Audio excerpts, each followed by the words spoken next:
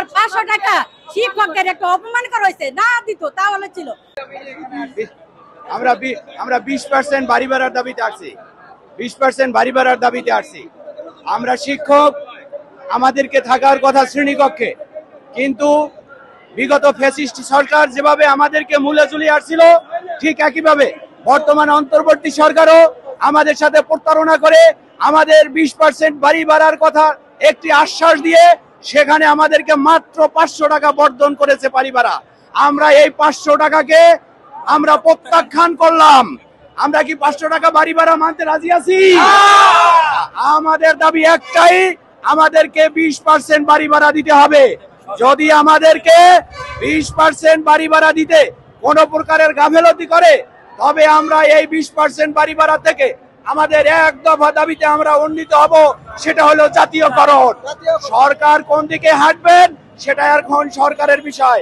আমরা গবেষণা করে দেখেছি, এমনকি জাতীয় শিক্ষাক্রমের যে গবেষক তারা নিরপেক্ষভাবে গবেষণা করে দেখেছে যে এই দক্ষিণ এশিয়ায় কিংবা পৃথিবীতে কোন দেশের শিক্ষকরা এভাবে অবহেলিত নাই যেভাবে অবহেলিত এই বাংলাদেশের শিক্ষকরা।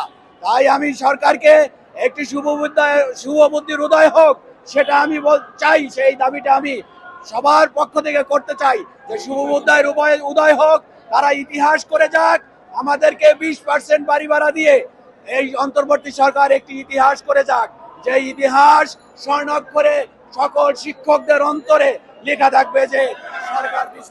আমরা এখানে এসেছি মূলত আমাদের মেন দাবি 20% বাড়ি ভাড়া।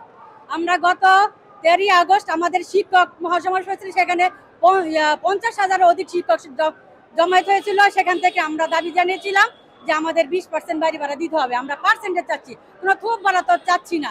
সেই জন্য সেটা শিক্ষা উপদেষ্টা আমাদের দাবি মেনে নিয়েছিলেন, বলেছিলেন আপনার হিসাব দেন। সেই হিসাব আমরা পৌঁছে দিয়েছি, সেই হিসাব অর্থ মন্ত্রণালয়ে চলে গিয়েছে, কিন্তু আমাদের সেই দাবি পূরণ হচ্ছে না।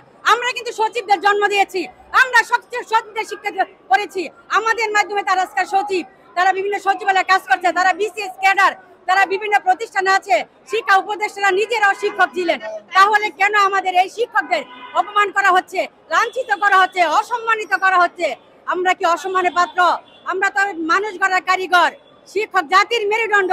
সেই মেরুদণ্ড আজ কেন রাস্তায়, আজ কেন প্রেস ক্লাবে? তাদের বসার স্থান নেই। আমি শিক্ষকদের দেখেছি নিচের ফ্লোরে বসে পড়েছে, বসারও স্থান নেই।